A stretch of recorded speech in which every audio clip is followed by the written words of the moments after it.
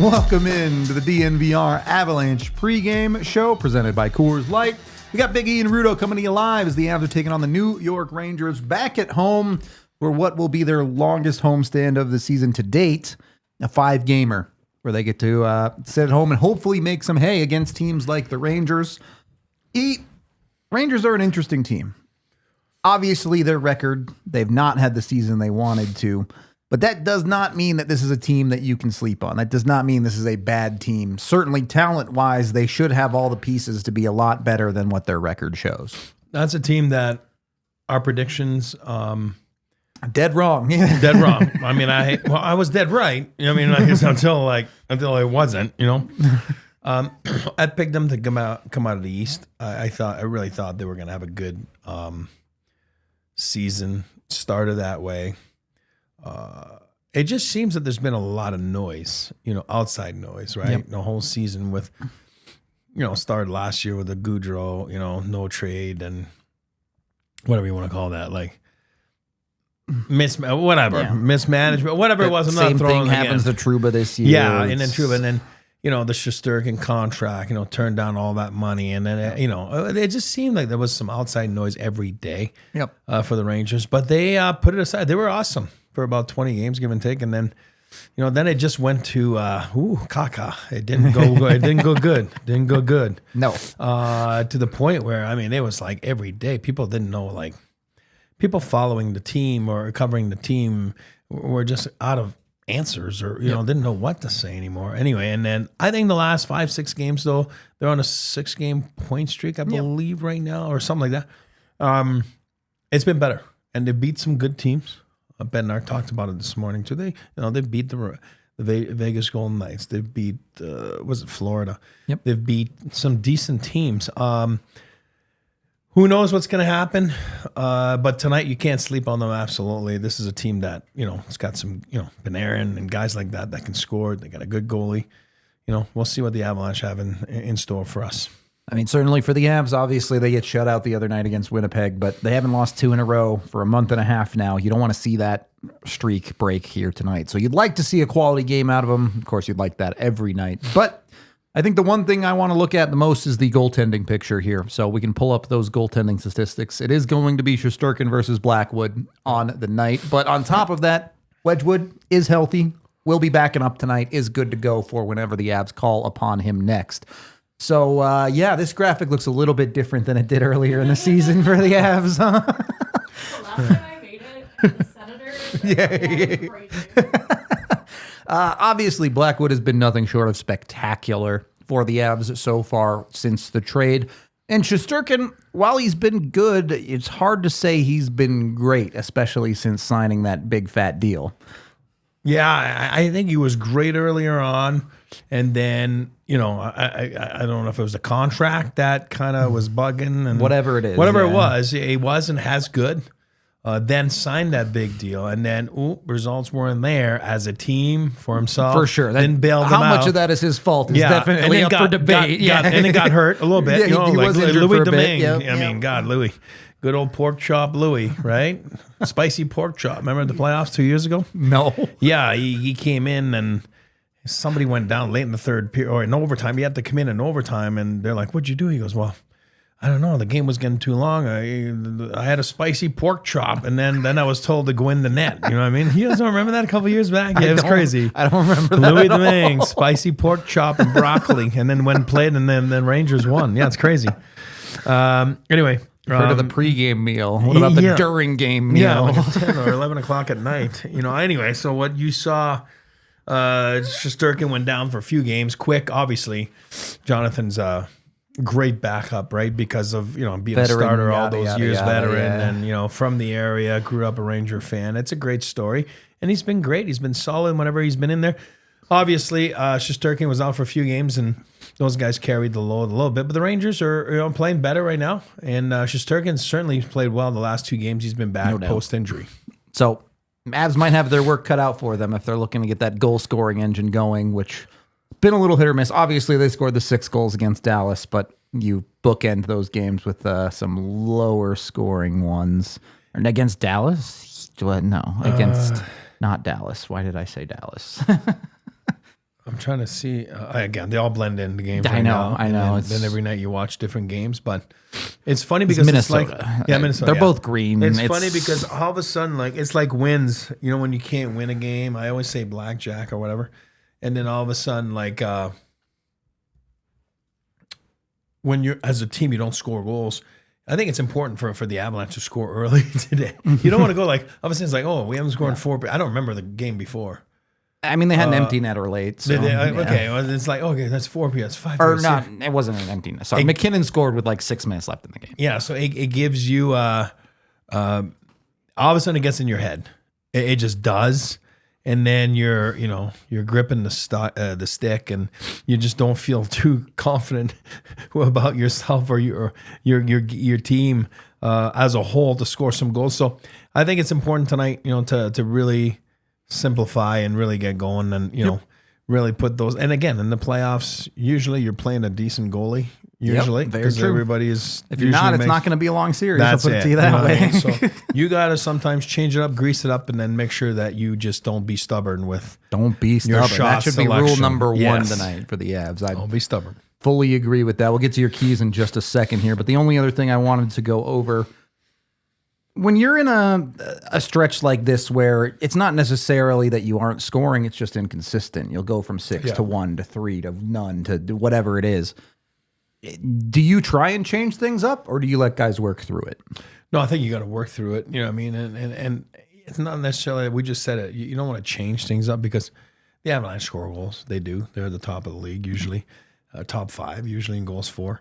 But sometimes you can't be stubborn about the selection that you're trying to score with. You know what I mean? Sometimes it's just put pucks on that charge and hope for puck luck. Puck luck has a lot to do with it. If you're too cute, a lot of times you don't get the puck luck because hockey gods are telling you, you know what, moron, get back to it. You know what I mean? Get back to simplifying your shots and all that kind of stuff. But yeah, I think tonight it's more take a breather. They're good, as we know, and they usually score goals. But it's like I tell you about a losing skid. It just creeps up on you, and then all of a sudden, you're not yourself, and then, you know what I mean? So it's the same thing when you're in a little drought, you know what I mean? And again, 3 periods for me is a drought. You got shut out, you know what I mean? So for the players, the Avs at the top 3 periods ago. I don't care if it was Hellebuck or a scored B goalie, you know what I mean? You got shut out, you know what I mean? So you got to make sure that doesn't keep going, that doesn't keep happening, and the only way to do it is by snapping out of it, because the more you keep it going, it's like a losing streak, like I said, the more it creeps in your head. It's human nature. Everybody's human. Everybody's human on that team. They all go to the bathroom like we all do. And, it just is. And it creeps up on you. Yep. It will. If you're not watching like a hawk, Yep. It finds a way. But let's get into your 3 keys here, and then we'll talk a little bit more. Yes. Sorry. My keys. I was trying to read the... No. I was like, I got those, it live. buddy? No, I can't. I was trying to You're see. squint. That's pretty big text. No. I can see that today. I can read today. Yes. Key number 1, back on track. We just talked about it. Don't lose 2 in a row. It sounds like a stupid comment. It's not. Teams, I am telling you, if it wasn't said in the locker room 50 times today, it wasn't said once. And then you want to start the homestand on point. Rudo said it's the longest to date this year, 5 games. You lost the last one on the road. And then obviously you got a 6-gamer coming up later, I don't remember when, but later in the season. But can't have a perfect homestand if you don't win the first one. So tonight, key number 1 is back on track. Let's get going. Key number 2, very simple. If I can read it, respect the Big Apple. Respect the Rangers. Yes, it's been a seesaw, up and down year, right? Peaks and valleys, and craziness off ice. But they got points in the last 4. They beat the Devils and the Vegas Golden Knights. And it's a do or die part of their season. They're the ones that had that absolute disaster of a 20-game segment after having a pretty good one. And now they find themselves in the pack, and it's going to be hard for them to make the playoffs if they don't get back to putting a run like actually they're doing right now. So again, Shesterkin is a factor, highest paid goalie in the NHL now with that new contract. A lot to live up for, and leads you to key number 3, which is shot volume. Can't be cute today. Get some traffic. Take the goalie's eyes away. Don't pass up a shot. Get inside and get secondary chances. Shesty's, what is it that I say? 9-13 and 9-67 in his last 2 games. You know what I mean? So those were big wins for him. Big win.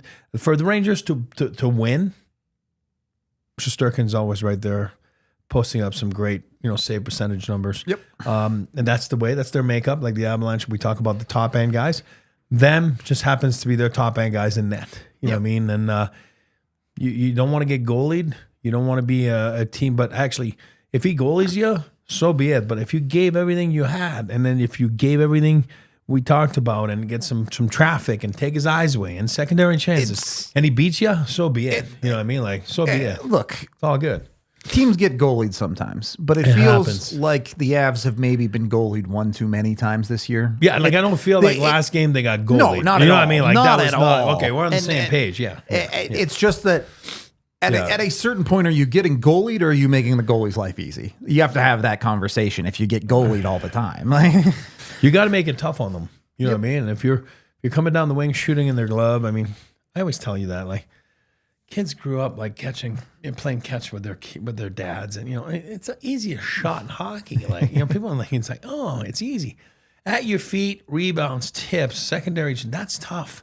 And then it looks like a bad goal, but a lot of times it's not. It's just that's the way it is. And then, I think tonight is important, and I think it's they like challenges. The Avalanche, the core, not Joey, the core of the Avalanche like challenges, and this is a good challenge for them tonight because you're dealing with arguably last couple of years, back-to-back games with Hellebuck and now Shesterkin as your opponent. And it's good for Blackwood too. We're talking about challenging yourself, and Blackwood had a good game last game, but Hellebuck was better than him. As much as he wasn't like, he didn't goalie the Avalanche, he was better than him. He didn't give up one. And that's life. That's all a goalie can do. That's all a give goalie up can 0. do. So you can't blame Hellebuck. And I'm not blaming McKenzie. I'm saying he gives you 2 or less. We just saw the numbers. It's absolutely ridiculous. It gives you a chance to win every night. So tonight, it's another chance to measure yourself against one of the good goalies in the National Hockey League. And he wants to put himself in that echelon here for the next 4 or 5 years, as we know with his new contract. We'll see what happens. We'll see. We're still waiting on a confirmed lineup for the Avs tonight, but as Chet talked about, Rempe in for New York. It sounds like. Yeah. What do you think, E? Do the Avs need to step up and throw some hands? Is it? Y'all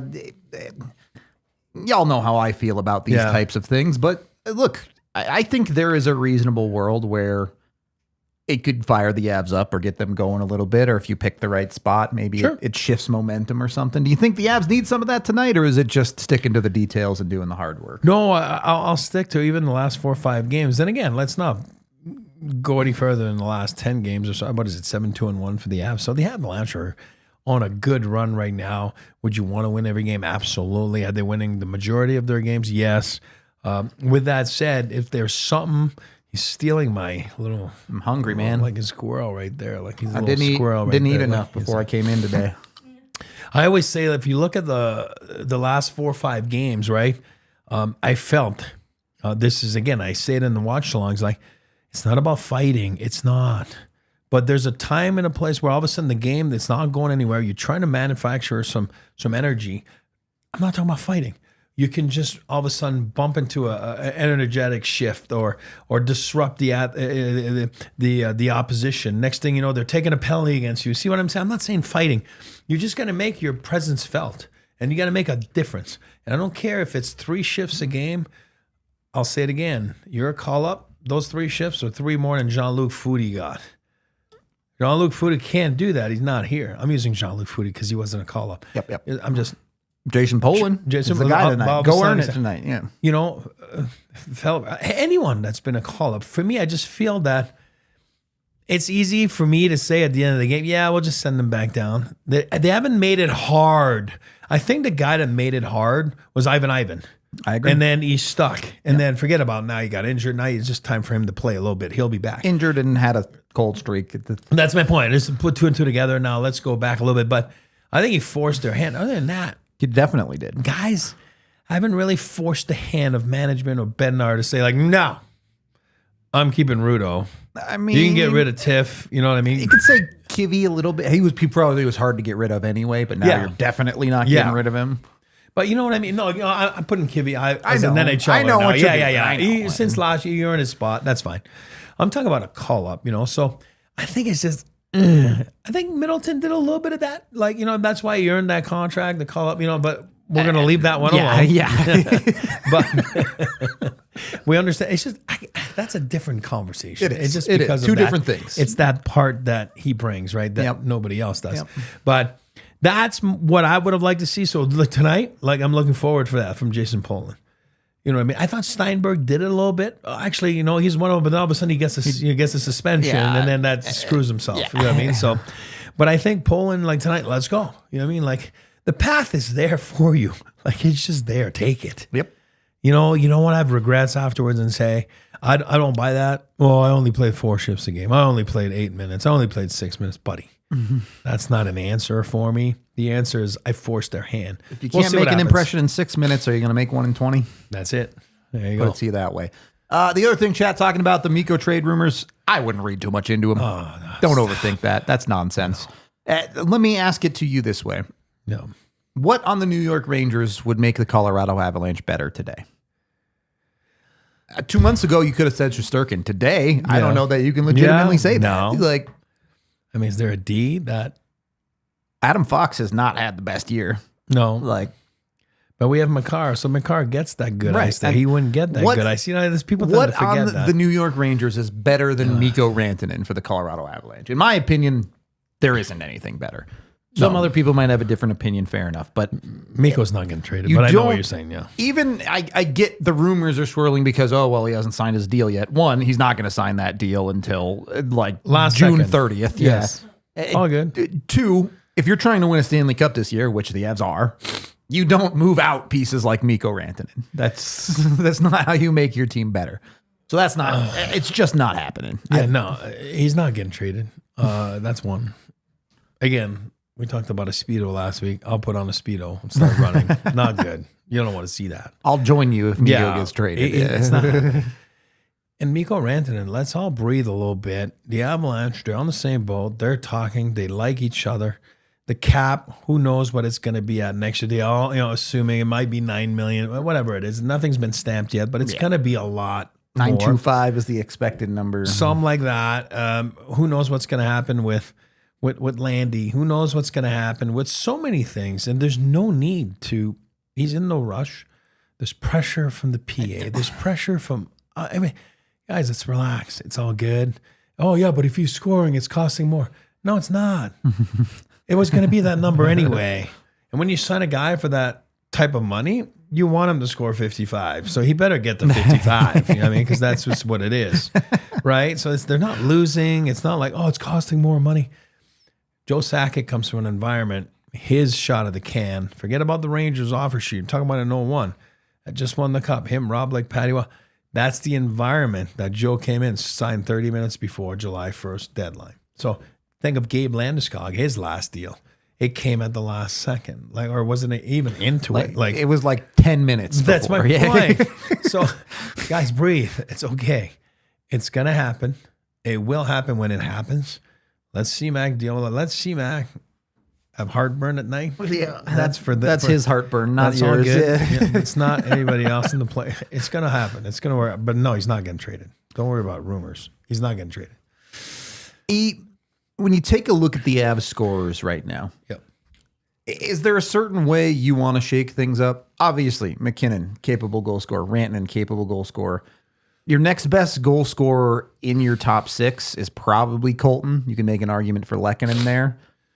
I know you said keep things together, but how do you shape that top 6 when you're looking for a goal? Do you separate Rantanen and McKinnon? Do you try and find more time for a Colton, or do you just run the McKinnon, Rantanen, Lehkonen that you've been? I guess Druin's been with them too. They don't even have that set of a top 6. Is my point. How do you mix that up? That's where Val hurts you. Like we Exactly. all know, we know Yeah, that. He's such a unicorn. I said it all summer. I'll say it again. Like, I like when Mikko and Mac are separated. I don't know why. I just do. I think that if Casey's going to catch fire, I do believe it's with a Mikko. I mean, you're going to say, well, it hasn't worked. No, I know, but it hasn't really been a lot of time. Is there a better option? Not No, really. but it hasn't been a lot of time either. For sure. 'Cause, I mean, as a coach, I'm not blaming Bender. Dynamite that line. Why wouldn't you go back to that? You're a complete moron if you're like, especially now. You haven't scored a goal last game. What about tonight? You go sideways. I don't know what the lines are going to be, but I mean, if you're down a goal, 10 minutes left in the game, and you're not putting one of the top 10 scorers in the league on the ice, what are you doing? exactly. So I think, I think Casey's the guy. I know we've been talking about it, and I think he's the guy that's going to get going at some point. I'm not worried about it. He's learning. It's a long year.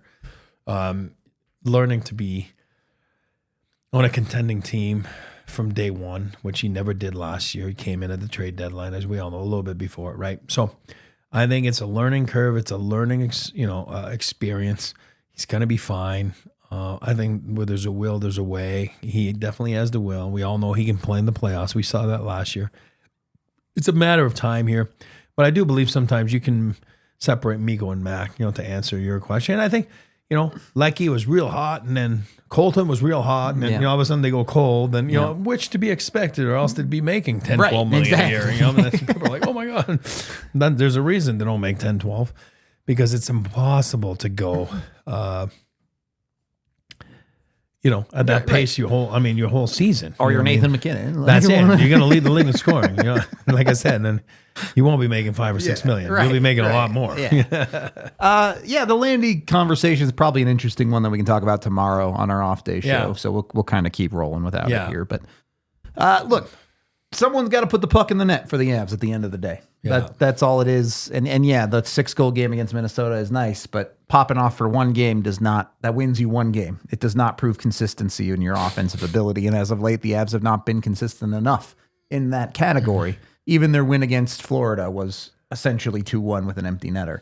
So the only thing I'll critique them on, because I wasn't a goal scorer, so I'm not, got more goals than me, buddy. No, I know, yeah, but what I'm saying is, like, if I went through those things, what I mean, as a team remembering, or as a individual, I think your shot selection sometimes has to be a little bit better. I think right now they're thinking too much. Shot selection meaning pull the trigger more often, not take higher quality shots. No. Both? 2 parts, yeah. So more volume, like we talked about, but then also your shot selection. Like, I feel that sometimes, the mindset, I'm shooting, and it's like, oh, but I'm going to pick this play. You know what? Close your eyes. Sure. And shoot as hard as you can. Okay? Trust me. Because right now what you're seeing some guys is like they're, Parker is my best example. And then today, and then he puts the top shelf and it's like, oh yeah. But, the chances he's gotten, I think if he just concentrated on shooting 5-hole, he would have more points, more goals. It's because I say that all the time. I mean all the respect. You know why he shot it there? You're trying to shoot 5-hole, you miss. That's when it goes top shelf. But when you're picking the corner and you're not Mikko Rantanen, most times you're not picking it. You're shooting wide. Yeah. You know what I mean? So you give yourself no chance, and it goes in the belly, which is the easiest save. You know what I mean? So give it a chance. Give it a chance to go 5-hole. You're going to miss, or you're going to get rebounds, or you're going to go in. So that's just what I mean by shot selection. Well, I think they overthink it. I think it's a good partition that you bring up Parker Kelly there, because for the Avs depth, 100% agree. Get pucks to the net, shoot it more. For the Avs stars, or rather, make the right shots for the Avs. That's for the Avs stars. Stop passing up the quality opportunities. It does not have to be perfect for you guys. And I'll be honest, my pet peeve, and I say to you all the time, it happens every game. That's every team, not just the Avs, but all of a sudden you got a team pinned down. They're pinned down. They're dead. They've been on the ice for a minute 40. They're just sucking wind out there. They're dying, and all of a sudden you're just shooting the goalie's glove from the side. And you're like, you just gave him a free Get out of jail free card. Like, all of a sudden there's a whistle, all 5 guys change. Yeah. Nothing. But if you do put it at their feet, then there's a broken play. Then you're usually going to get on top of pucks. Something happens. Yeah. Because when you're dying on the defensive side of things, you don't retrieve pucks. But if you do, and that's why it's like, that's what I mean by shot selection. It's like, buddy, really? Don't put it in the guy's glove. Yeah. Don't put it in the guy's chest. Put it at his feet. Keep the play alive. You have a better chance to make them pay and not let them escape a tough situation, So Hey, look, a Minnesota team scored 4 goals in your building the other night for the PWHL, so the Avs got to at least match that. Okay, they got to get to that level. All right, let's get to my bets, and then we'll do our crystal ball predictions after that. These are my pregame picks that are never ordinary with Bet365. Actually, some decent money on the Avs tonight, I think. You can get some good plus money out there, including the Avs to win and cover at plus 160. I took a Lehkonen assist, not a goal, an assist because it was good plus 165. And then the boosted parlay of the night is the Avs to win, Mikko to score a goal, and McKinnon to get an assist for plus, I think it was 260. So if you think the Avs stars are going to break out the slump and pop it off, that's a good bet to go with. Whatever bet you make with Bet365, make sure when you do, you're 21 or older, physically located in Colorado. And if you or someone you know has a gambling problem, call or text 1-800-GAMBLER today. All righty. Give me a score. Give me a name. What do we got tonight? I'm going like my buddy Randy. I'm going 4-2 Avs. I feel confident. Okay. And then I'm going Casey Mittelstadt. I like it. The breakout game for Casey. Yeah, I'm going multi-point game, Casey Mittelstadt. I'm in for that. I think a 1 Cale Makar is due. I know that's a cop-out answer, but I think he's due.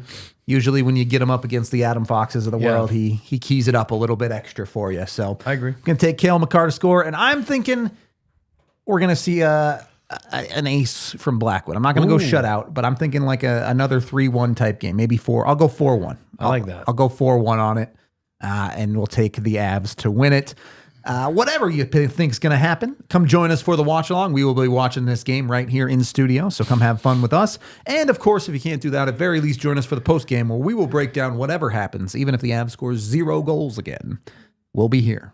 So come join us either way. Like, subscribe, do all that good stuff. We'll talk to you in a few minutes for the watch along. This has been the DNVR Avalanche Pregame Show presented by Coors Light. We all silly like the mayor.